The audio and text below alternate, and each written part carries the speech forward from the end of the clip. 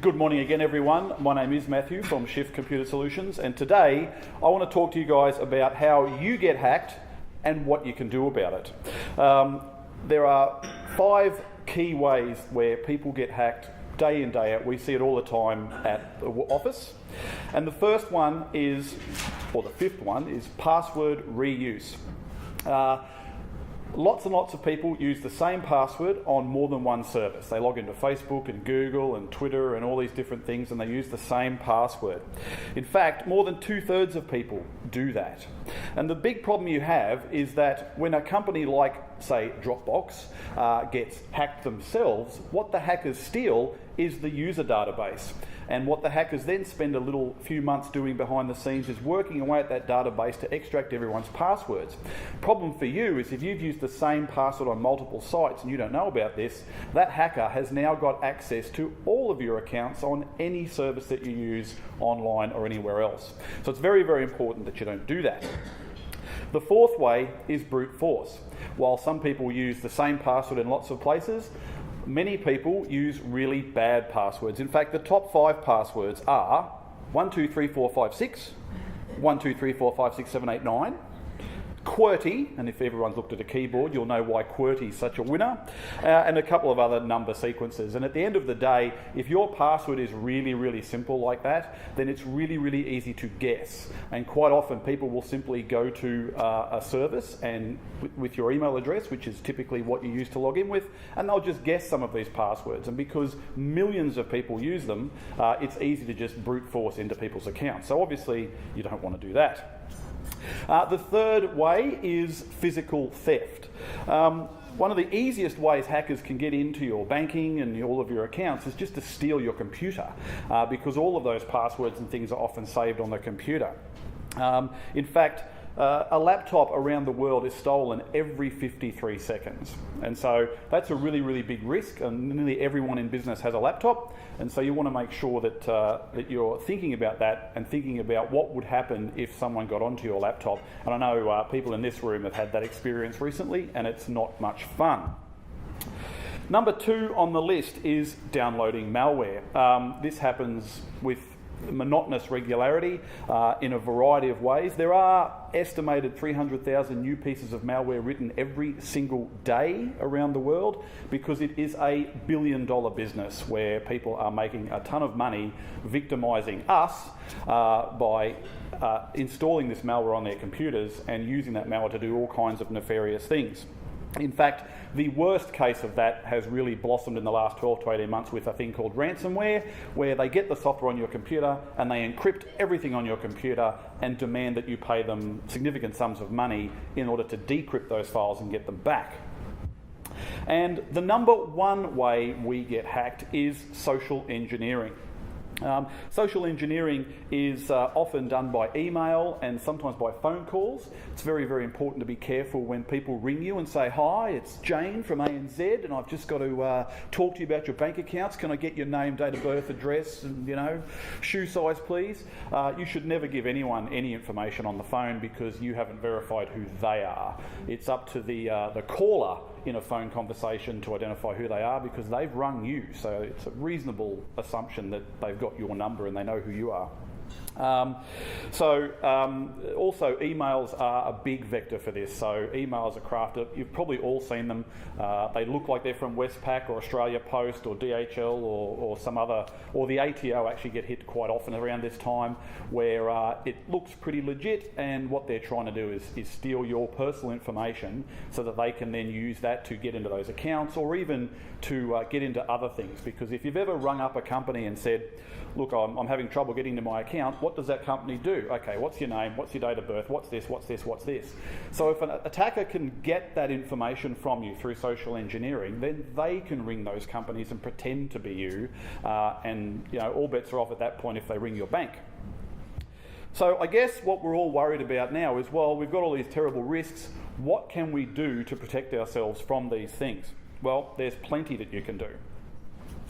The first thing I think everyone should do after hearing this talk is to go to a website, haveibeenpwned.com, and for those young enough to know what pwned is, it's just a play on owned, which is a play on getting hacked. And Have I Been Pwned is a great website where when websites and other companies get hacked and their databases leak online, the guy who runs this site loads them into Have I Been Pwned, and so you can check whether your account has been in one of these breaches. And so if you punch your email address in, it'll go through all of these lists of hacks and will tell you which sites have had your credentials potentially exposed to the world, to the internet. And you can also sign up to get notifications, so that these things happen quite regularly over the year. And so if a new hack occurs and your email address is in that hack, you'll get an email from this website and let you know. And that's a great way just to give yourself a little bit of a heads up about whether or not you should be doing something about your passwords.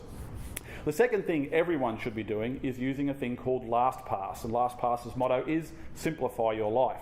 And it really does make having good passwords really, really easy. It's something you install on your computer and your smartphone, and you let it generate the passwords when you create a new account. Or if you've got terrible passwords now, you can use it to change all those passwords. And what it does is it securely stores all of your secure passwords for everything you log into around the internet.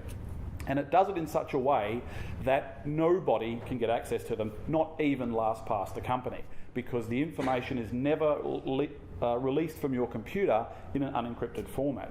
So obviously you do have to remember one password, and that is the password to get into LastPass. And that password needs to be extra, extra, extra awesome, because obviously if you've got all your passwords in there and someone logs into your LastPass, well, you're in a lot of trouble. And that's why they call it LastPass, because it's the last password you'll ever need to remember. I've been using it for a number of years and it makes life very, very simple. And if you have an Android phone, it is brilliant on the phone. It will actually fill in your passwords into apps and stuff on the phone. It's really, really good. The next thing you need to do is make sure you use good antivirus. Now, unfortunately, antivirus is not a silver bullet. There isn't a magic shield that will protect you from all nasties and malware out there. But if you use a good antivirus, then you will be as protected as you can be. And also, you need to choose your antivirus carefully, because a lot of them are a bit of snake oil, and a lot of them will make your computer run very, very poorly. And at the end of the day, we have had cases where business people have got so frustrated with the performance of their machines that they uninstalled their dodgy antivirus, and then all bets were off and pretty much attacked straight away. So using good antivirus is pretty critical. The next thing you need to do is be really paranoid. Not too paranoid, but a good amount of paranoia goes a long, long way. If you believe they're out to get you when you get these emails and phone calls, you'll be much more likely to be skeptical and potentially just delete the email or hang up the phone. So make sure that you are very paranoid. Don't click links in emails. Make sure that you never answer questions about your personal information when people contact you. And not a bad practice is to log out of your accounts when you're not using them, particularly if you leave your computer around and logged in and where someone could potentially just sit down and quickly get on your computer. If you log out of the accounts, obviously they can't get in. And that includes LastPass too. If you leave LastPass logged in on your computer, well, you know, if someone's got access to your PC, they're going to be able to get access to all of your passwords. The next thing you should do is use two-factor authentication. A password is what they call a factor for authentication. It's something that you provide a service to say, I have this account and I know the password, so you should let me in. But it's only one factor, and it's something that you know. If you use something that you have, as well as something that you know, it makes it virtually impossible for a hacker to get into that account. And the something that you have is, these days, usually your smartphone. So many services like Google, Microsoft, Apple, most bank accounts will have the option of having a second factor, where it's an app on your phone that you set up with that account, and then when you go to log in, it says, right, username, boom, password, boom, and then it says, okay, now I need your secret factor code, which you just go to your phone, and there's an ever-changing code for that service on your phone that you type in. And that is, obviously, if someone wants to get into your account, now they have to figure out what your password is, which is not necessarily hard, but they've also got to steal your phone, and if your phone's got a PIN code, they've got to figure out what your PIN code is in order to get into that app to get into your account. Most banks do it a bit differently. They will actually provide you with a little dongle, which has a little screen on it that reads the numbers out that you can just put on your key ring, and it's something that you have on you that, as long as no one pinches, your accounts are really, really safe. So I recommend that extremely highly for banking accounts. Internet banking is perfectly safe if you have two-factor authentication. The next thing and the last thing is get help. This is probably the most important thing and the biggest reason why I see businesses suffering and business owners losing tons of money is because they never got the help in the first place. And I don't mean get the help after you get hacked, I mean get the help right now. Get a risk assessment done. Find out where your weak points are in your business and find out where potentially you could lose a ton of money. And think about the big picture. It's not just that your computer doesn't work after you get hacked. What happens if your client files are extricated out to a third party? Imagine a lawyer or or accountancy firm, these kinds of businesses, financial services businesses. If their customers' information was to leak online, their business is over. That is a massive breach of privacy. And it's something that can happen in a heartbeat. And we have seen it happen where hackers get into a system and exfiltrate the data off that computer. So the consequences of being hacked can be very, very severe, which is why it's worth getting professional help now with an audit and put some systems in place so that those things aren't going to kill your business now or in the future. So that is how we get hacked and what to do about it.